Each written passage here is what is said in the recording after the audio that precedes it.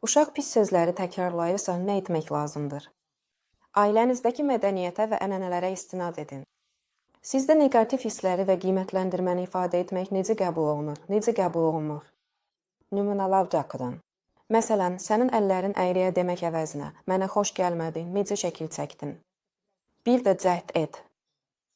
Ona başa salın ki, bütün sözləri və ifadələri başqalarına sərbəst şəkildə demək olmaz. Bəzi sözlər var ki, yəni söyüşlər, onların çox böyük gücü və çəkisi var və insanı həqiqətən incidə bilər. Uşağın bu sözləri kimdən eşitdiyini öyrənin. Hər dəfə o söyüş işlətdikdə ona kömək edin ki, nə demək istədiyini mədəni şəkildə ifadə etsin. Bəzən elə olur ki, uşaq nalayiq sözü çox tez-tez təkrarlayır və bu zaman valideynlər onu buna görə döyürlər. Amma döymək və bədən cəzası vermək kömək etməyəcək, çünki bu halda uşaq sadəcə olaraq valideynlərindən söyüş söydüyünü gizlətməyə başlayacaq. Və tədricən onun valideynlərindən pis sirləri və gizlinləri yaranmağa başlayacaq. Uşağı aşağı səviyyəli danışıq mədəniyyətindən tamamilə təcrid etmək mümkün deyil, amma siz ona daha zərif ünsiyyət formalarını seçməyi öyrədə bilərsiniz.